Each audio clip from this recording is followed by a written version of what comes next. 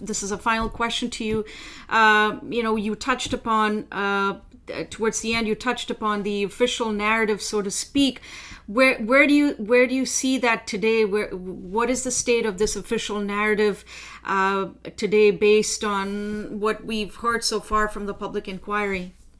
In terms of where I think it's going, where I think it is, just help me understand so I answer your question better. Yeah, in terms of where it is today, given that the official narrative, at least in large sections of the legacy media, was very, very anti-protest, and that they were a bunch of violent insurrectionists, and they were basically towing the government line on the narrative on the protests, but you mentioned Pat Morris. Pat Morris basically, discredited this narrative last week when he gave his testimony. So I'm just wondering I feel like that the official narrative is crumbling bit by bit, and I suspect it's just going to get worse for that narrative going forward. And I wonder if you share that view. My prediction, and up until now, is you're right again, and I'm glad we talked about Morris. For people who are watching us,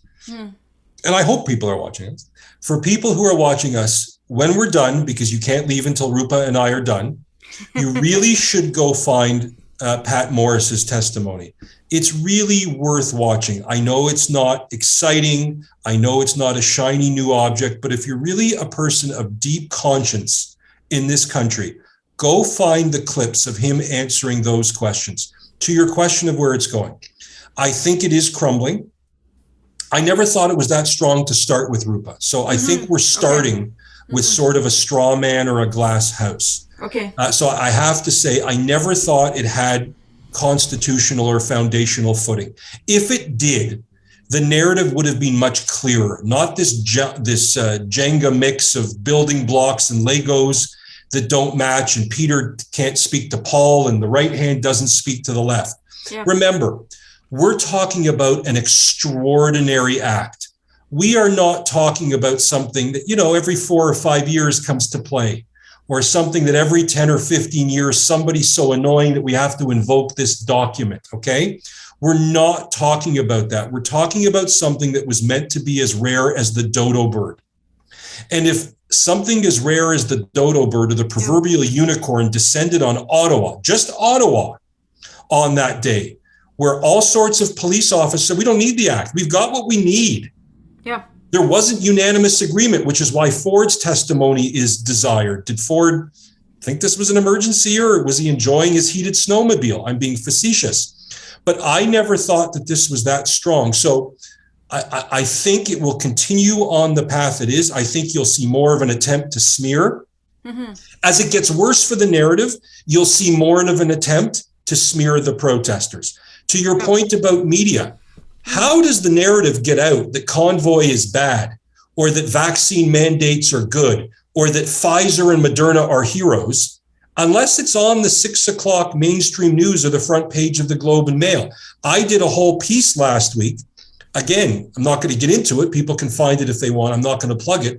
About whatever happened to investigative journalism, where the whole idea of the press was to push back against power. The whole idea of the Globe and Mail and the Toronto Star was to push back against power and the elites and the ivory tower. Now, in many ways, shapes, and forms, they are the spokespeople with a quid pro quo to the people in power. That bothers me. I'm not knocking it. I do a lot of work in that area. I think the people are incredible. But what would happen if the people said, look, we're not going to lose ad revenue if we challenge some of this? We're not going to lose ad revenue if we're not in lockstep with everything Justin Trudeau tells us to do. We're not going to lose ad revenue. We're already hemorrhaging ad revenue. We don't need to be in lockstep or spokespeople as if it's the press gallery. So to your point about the media, that to me, we've lost that in the last 10 or 15 years with the loss of local journalism, everything moving to Twitter. I hate Twitter, full disclosure, anti-social media. I never call it social. It's the opposite of that. Twitter, as your colleague Barry Weiss says, and I know you think as highly of her as I do, is the masthead of the New York Times. If we just got rid of the insanity, which is also called wokeness, we wouldn't be in this point of view. Here's the end of my answer to your question, the denouement, if you will.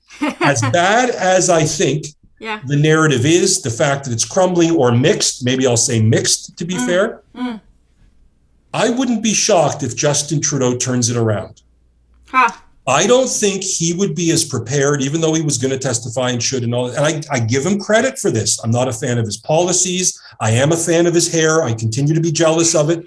But the point of it is, I think if anybody can do it, I think people have such low expectations of his testimony that if anybody can turn the narrative of the previous weeks on its side, it may be him. I may be wrong. If I'm wrong, I'm going to be happy to be wrong. But I think that's the moment where I think the people following this will have their expectations affected.